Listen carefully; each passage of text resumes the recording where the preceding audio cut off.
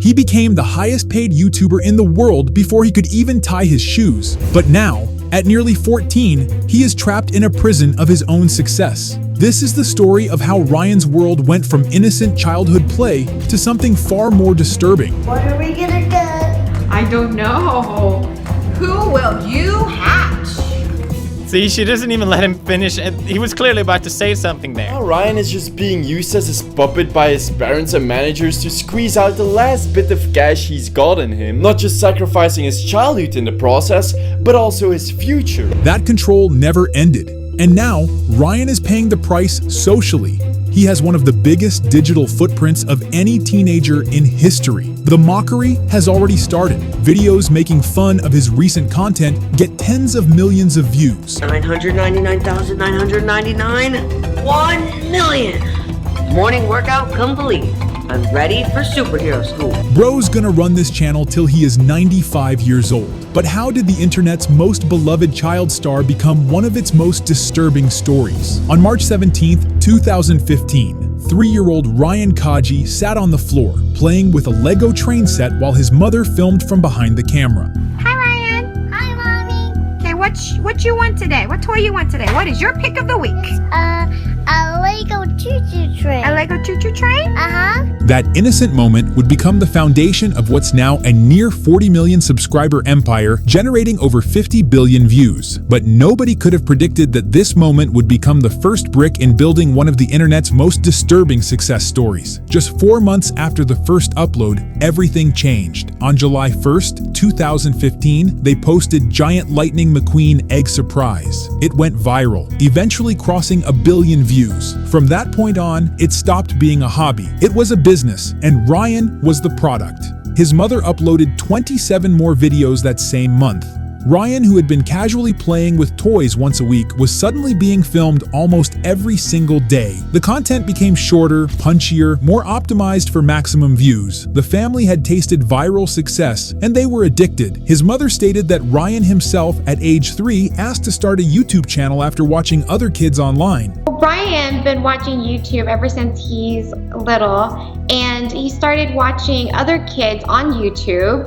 And one day he just come up and asked me, you know, can we start a YouTube channel? There's other kids on here. It looks like they're having fun. But he didn't know it stole his childhood and locked him inside a role he never chose. By age 6, Ryan had already made his first million. His parents, Cheyenne and Lone, quickly realized they were sitting on a gold mine. Cheyenne quit his $100,000 engineering job. Lone left her teaching career. Their son's childhood became their full-time business. According to Forbes, Ryan Kaji made $26 million this year from his YouTube channel. The parents started signing deals to put Ryan's face on everything imaginable. Toys, clothing, school supplies, even his own cereal.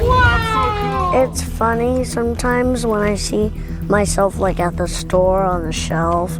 I see like Ryan here, Ryan here, Ryan here, Ryan here. But what sounds charming in an interview represents something much darker. At an age when most kids were learning to read, Ryan was memorizing scripts, reshooting scenes, sitting through meetings, and promoting products. The kind of work that burns out adult influencers carried by a preschooler. I can't imagine being him, basically just working the whole time, and no time to behave like a normal kid. His parents are 100% exploiting him because he pays their bills. They have nothing if he doesn't work. The scale of the success was hard to ignore. By 2018, Ryan was earning $22 million annually. By 2019, $26 million. Ryan had become YouTube's highest earner 3 consecutive years running, surpassing established creators who'd spent decades building their audiences. But his parents kept insisting everything was fine. In interviews, his mother even said, "Right now, he loves making videos. Every time I tell him we're going to film, he gets so excited. As long as he's loving it and it doesn't disrupt his daily routine, we plan on continuing. But the moment he's not having fun anymore, that's when it will be time to stop." Those words from his mother would prove to be complete lies. In 2019, when Ryan was 8 years old, the cracks were starting to show. The Daily Mail dug into his family's background and found some uncomfortable truths that had never been publicly discussed. In 2002, his mother was caught shoplifting clothing from a JCPenney store in Houston. The penalty should have been straightforward: community service, a small fine, and a court-mandated anti-theft course. but she didn't comply with any of it.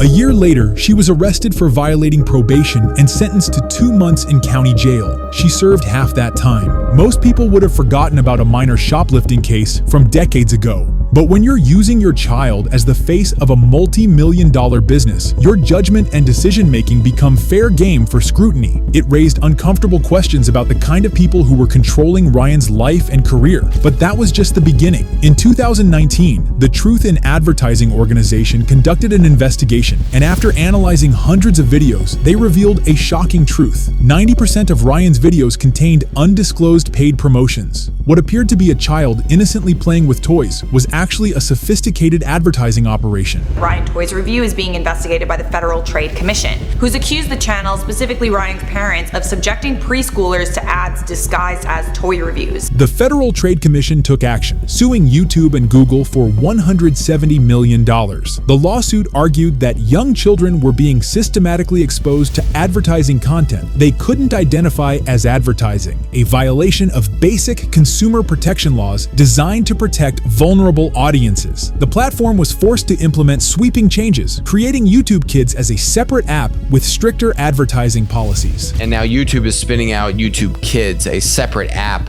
which will have much more strict policies around ads, what kind of ads can go in, how they're displayed, how that's all monitored. The Kaji family was forced to rename their channel from Ryan's Toys Reviews to Ryan's World. But the damage to Ryan himself was irreversible and becoming increasingly visible.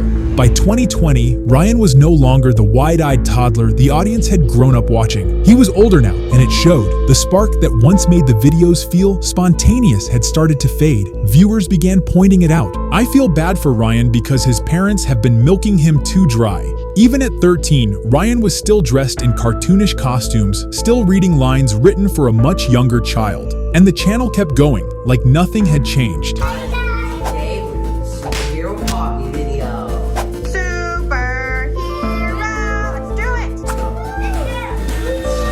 He's a teen now and has started puberty. They have enough money to retire him, but they still torture him. I feel so sorry for him right now. He really needs to let go and focus his life seriously. The numbers told the story that Ryan's parents didn't want to acknowledge. Recent uploads were receiving over 60% thumbs down ratings, a ratio that speaks for itself.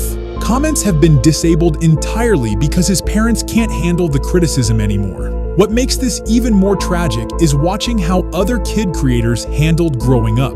EvanTube HD gracefully moved away from toy content as he got older. The Gem Sisters, another popular kid-focused channel, made a clean transition when the girls aged out of child content. The original channel now reposts old material, while the sisters have started age-appropriate channels reflecting their actual interests and personalities. But Ryan remains trapped in the same format that made his parents wealthy, forced to perform childhood innocence even as he approaches high school.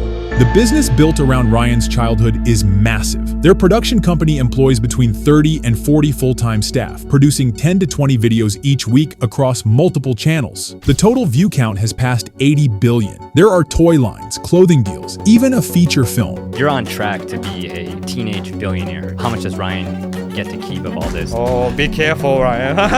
Ryan isn't the one running the company that bears his name. He legally can't. He's not allowed to sign contracts or hire the employees working under his brand. And this isn't a YouTube channel anymore. It's a fully functioning media corporation with Ryan as the product. According to their official website, Ryan's father serves as president. His mother is listed as managing partner. The careers page on their website lists open roles, showing this has become much more than a family project. The business reported an estimated $29 million in profit last year alone. By all accounts, Ryan shouldn't need to work another day in his life. But the business depends entirely on him being on camera. Without that, there's nothing holding it up. But the most disturbing moment came during a 2024 interview with John Yushai. What was meant to be a simple discussion about Ryan's rise to fame quickly took on a much darker tone. Ryan barely said a word during his own interview. His father dominated the entire conversation, talking about employee counts, production schedules, and revenue streams, while Ryan sat there like a prop.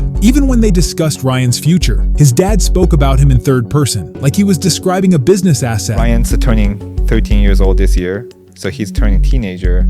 So we're thinking about, do we want to introduce something like that align with his age, like more aligned to the preteen demographic, or we want to stay on with the going more for the animation. That's something we're kind of debating right now. The choice of words says it all. We're thinking, not Ryan wants, or we're asking Ryan. The decisions about his life aren't just being made for him, they're being made without him, with Ryan's role reduced to a mere formality in his own future. Viewers immediately recognized what they were seeing. The way his parents keep giving him stares with fake smiles whenever he talks, though. I feel like in 20 years, we will see a Netflix doc about how his parents robbed him blind, pushed him for more and more content, and he becomes an addict and loses everything. Perhaps the most heartbreaking moment in that interview came when Ryan was finally allowed to speak about his experience. I think when I was a kid, I had lots of fun doing the videos with my sisters and with my parents, because it's just really engaging and fun for me. And I loved making the videos because I got to play with the toys and talk to camera, play with my sisters. It's just really fun. Notice the tense, past tense throughout. When I was a kid, I had lots of fun, not I have fun or I still enjoy it. At 13 years old, Ryan is already speaking about his childhood as if it ended years ago, because in many ways it did, and the audience has already started to abandon the channel. Ryan's World hit nearly 400 million views in October 2023. 2 years later, that dropped to under 300 million monthly views. Recent videos struggle to break 300,000 views despite gaining 100,000 subscribers every week, a clear sign that new subscribers aren't actually watching the content. His original audience has aged out. The 3-year-olds who watched his first videos are 8 now, watching content that actually matches their development. But Ryan's parents won't let him grow up with his audience, because that would mean admitting that the profitable phase of his childhood is over. We want to make sure we cater toward the existing fan. 5 to 8 years old are our core demographic. But at the same time, Ryan's growing up and then he has new interests. We want to cater toward his new interests as well. Even in this statement, Ryan's natural development is framed as a business challenge rather than normal human growth. His aging is presented as something that complicates their ability to maintain the attention of 5 to 8-year-olds, not as a healthy stage of childhood that should be celebrated and supported. Recent production details reveal the industrial scale of Ryan's exploitation. The Houston studio operates like a professional film set, with Ryan as the perpetual star of a show he never chose to join. The family produces content across multiple channels, employing dozens of staff members whose livelihoods depend on Ryan's continued performance. And yet, for all his visibility, Ryan has no real control. His name powers a brand worth over $100 million, but the ownership, the rights, and the decisions belong entirely to his parents. Even if he wanted to stop, stepping away wouldn't be simple, not when every part of the system is built around him showing up.